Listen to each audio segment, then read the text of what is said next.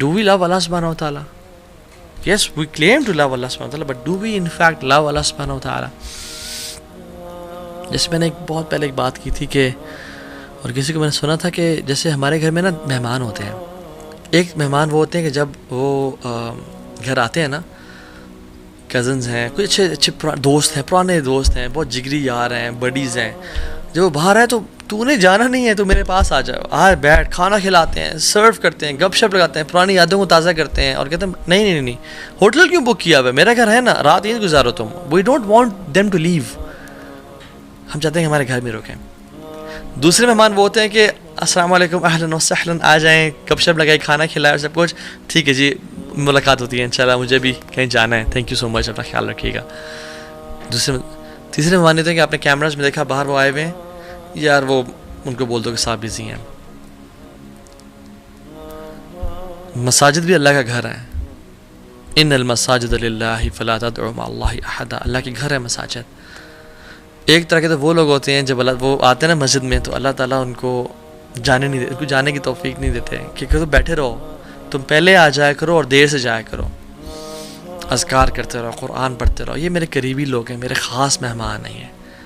دوسرے وہ لوگ ہیں جو نماز کے لیے آئے، اچھا نماز پڑھی اینڈ دین بس نکل کے فوراً سے، ٹھیک ہے تمہارا تعلق ہمارا اتنا ہی تھا، اس سے زیادہ گہرا نہیں. اور تیسرے لوگ ہیں ان کو دور کر دو، ان کو توفیق ہے. ہم سمجھتے ہیں ہم نماز نہیں پڑھ رہے، اللہ تعالیٰ ہم جیسے گناہ گاروں کو مسجد کی توفیق ہی نہیں دے پا رہا، اور ہمارے گناہوں نے ہمیں جکڑ کے رکھا ہے، اور اس سے یہ توفیق ہم سے چھین لی ہے. If you want your salah to purify you, it depends on how much do you spend your time in purifying your salah. اگر آپ چاہتے ہیں کہ نماز آپ کو کچھ دے تو یہ ڈیپینڈ کرتا ہے کہ آپ نماز کو کتنا کچھ دے رہے ہو. نماز آپ کو پاک کرے تو آپ نے نماز کی پاکیزگی میں کتنا ٹائم انویسٹ کیا ہوا ہے. قرآن کہتا ہے ان الصلاۃ تنہی عن الفحشاء والمنکر ولذکر اللہ اکبر. نماز تو فحاشی کی اور گناہوں سے روکتی ہے، بٹ میرے سے کوئی سوال کر سکتا ہے کہ تو ہاں بھائی میں تو پچھلے 20 سال سے نماز پڑھ رہا ہوں، میں تو گناہوں سے نہیں روکا. تو دیکھیں it is one of two options, یا تو قرآن جھوٹ بول رہا ہے والعیاذ باللہ، یا پھر میں آئی کینٹ ٹرسٹ یو، یا پھر آپ کی نماز نہیں ہے. قرآن تو سچ بول رہا ہے، اللہ کا کلام سچا ہے، پھر آپ کی جو نماز ہے وہ شاید نماز کہنے کے قابل نہیں ہے. جس انٹینسٹی کے ساتھ ہم پڑھ رہے ہیں، جتنی فریکوینسی کے ساتھ ہم پڑھ، جس طرح سے ٹکرے مار رہے ہیں، خشوع کی طرح، اٹینشن کی طرح، رکوع اور سجدے کیسے ہیں. کیا وہ نماز واقعی میں نماز ہے؟ شاید فرض تو ادا ہو رہا ہو، بٹ کیا وہ اللہ سے ملاقات کی وائب اور فیلنگ دے رہی ہے؟ حذیفہ بن یمان کے سامنے ایک شخص آیا، اس نے نماز پڑھی، اور آپ بیٹھے ہوئے تھے مسجد میں. انہوں نے کہا کہ تم کب سے ایسے نماز پڑھ رہے ہو؟ تو انہوں نے کہا پچھلے 40 سال سے. تو انہوں نے کہا اگر تم 40 سال سے نماز پڑھ رہے ہو تو پھر جان لو تمہاری پچھلے 40 سال سے نماز نہیں ہوئی ہے بیٹا. اور پھر انہوں نے ایڈ کیا اور کہا کہ اگر تم اس اسٹیٹ میں اسی طرح نماز پڑھتے پڑھتے اللہ تعالیٰ سے مل لو تو یو وڈ میٹ اللہ سبحانہ و تعالیٰ with any other religion not Islam. تم اسلام پہ نہیں اللہ سے ملاقات کرو گے، because you were so quick in your صلاح. آپ سجدہ اور رکوع پراپر نہیں کر رہے تھے، سجدے سے ابھی اٹھے ہی ہیں اور دوبارہ سجدے میں دڑل، بیٹھے ہی نہیں، ٹائم نہیں دیا. اللہ کے نبی صلی اللہ علیہ وسلم کے پاس ایک شخص آیا اور کہا السلام علیکم یا رسول اللہ. نماز پڑھ کے آیا تھا، تو آپ نے کہا کہ ارجع فصلی فإنک لم تصلی. وعلیکم السلام ورحمۃ اللہ، چلے جاؤ نماز پڑھو، تم نے نماز نہیں پڑھی. وہ دوبارہ نماز پڑھ کے آیا، کہا ارجع فصلی فإنک لم تصلی. تیسری دفعہ آیا، کہا دوبارہ چلے جاؤ، یا رسول اللہ سکھائیں مجھے کس طرح سے پڑھنی ہے. آپ نے سارا طریقہ بتایا، اور اس میں جو ایک پورشن تھا وہ یہ کہ رکوع جب سر اٹھاؤ تو تسلی سے کھڑے ہو، پھر جاؤ سجدے میں. ہم لوگ کیسے بالکل سر اٹھا نہیں پورا، جوائنٹس اپنی پوزیشن پہ نہیں آئے، واپس دھڑل. رسول اللہ صلی اللہ علیہ وسلم فرمایا کہ سب سے بدترین چور وہ ہے جو نماز کا چور ہے. صحابہ نے کہا رسول اللہ وہ نماز کا چور کیسے؟ کہتے ہیں جو رکوع اور سجدے پراپر نہیں کرتا. سو اگر ہمیں نماز میں خشوع اور خضوع نہیں مل رہا، اگر ہمیں نماز گناہوں سے نہیں بچا رہی، تو who is to be blamed? We are to be blamed. We are to be blamed. کیونکہ جو پہلا کوشچن قیامت کے دن ہوگا، ہر انسان سے ان اول ما يحاسب به العبد يوم القيامة من عمله الصلاة فإن صلحت فقد أفلح وأنجح وإن فسدت فقد خاب وخسر. سب سے پہلا سوال جو انسان کے اعمال میں سے کیا جائے گا وہ نماز ہوگی. فإن صلحت فقد أفلح وأنجح. اگر وہ ٹھیک ہوگی تو وہ کامیاب اور پار ہو گیا, نجات مل گئی اس کو. وَإِن فَسَدَتْ فَقَدْ خَابَ وَخَسِرَ. اور اگر نماز ٹھیک نہ ہوگی تو وہ برباد ہو گیا اور خسارے والا لوزر ہو گیا. اور پھر کیا فرمایا؟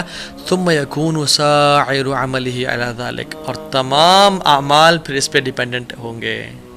حج, اذکار, نفلیں, لوگوں کو کھانا کھلانا, صدقہ خیرات کرنا, وہ اس پہ ڈیپینڈنٹ ہے. اگر the rest of his deed will be judged the same way.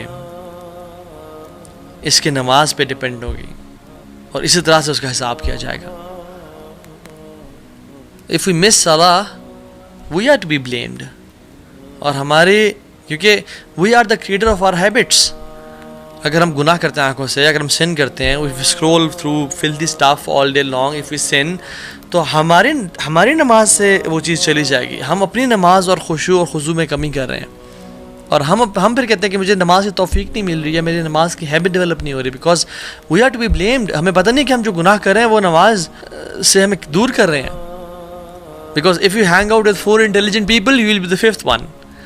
If you hang out with 4 fit people, you will be the 5th one. آپ اس طرح بن جائیں گے. If you hang out with 4 rich people, you will be the 5th one. If you hang out with 4 entrepreneurs, you will be the 5th one. And if you hang out with 4 fools, you will be the 5th one. And if you hang out with 4 people who doesn't pray, you will be the 5th one who will not pray. شیطان کہے گا فلا تلومونی ولوموا انفسکم.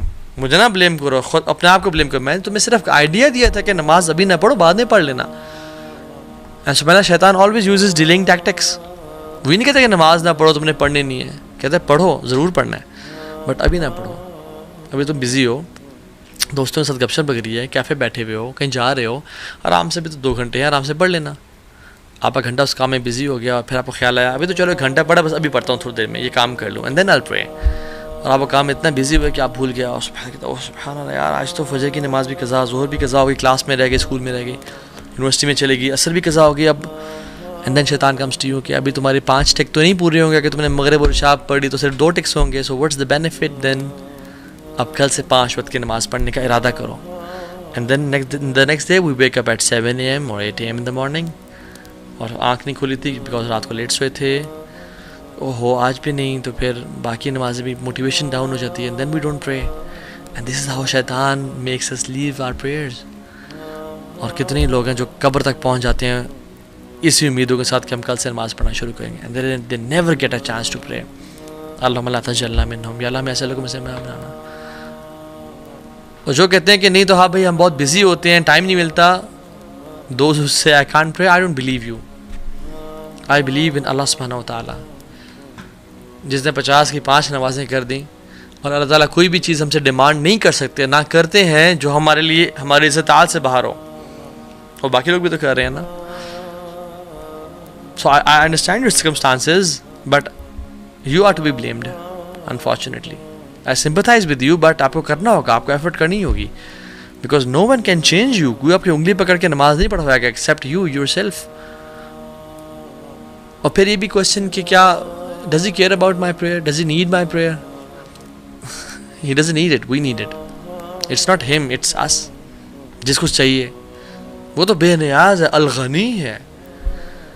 وہ تو کہتا ہے یا عبادی لو ان اولکم وآخرکم وانسکم وجنکم كانوا على اتقى قلب رجل واحد منكم ما زاد ذلك في الملك شيئا. اے بندو, میرے بندو, تم میں سے پہلا اور آخری سارے مل جاؤ, پہلے سے لے کے آخری تک, اور انسان سے لے کے جنوں تک, سب کے سب سے بہترین قلب والے اور سب سے متقی بن جاؤ, اتنی میری عبادت کرو, میرے ملک میں اتنا بھی اضافہ نہیں ہوگا, شیئا, اتنا بھی اضافہ نہیں کر سکتے ہو, مجھے کوئی بینیفٹ نہیں ہے. اور یا عبادی لو ان اولکم وآخرکم وانسکم وجنکم كانوا على افجر قلب رجل واحد ما نقص ذلك من ملک شیئا. اور اگر تم گناہگار بن جاؤ نا، تم سے پہلا اور آخری سب مل کے سب سے بدترین گناہگار بن جاؤ، اور انسان بھی اور جنات بھی اس جیسے گناہگار جس طرح کا آج تک آیا کوئی نہیں، اور ٹاپ کا گناہگار فرعون جیسے بن جاؤ، میرے ملک میں اتنی بھی کمی نہیں ہوگی، اور جو تم عبادت کرو گے اسے نہ زیادتی ہوگی.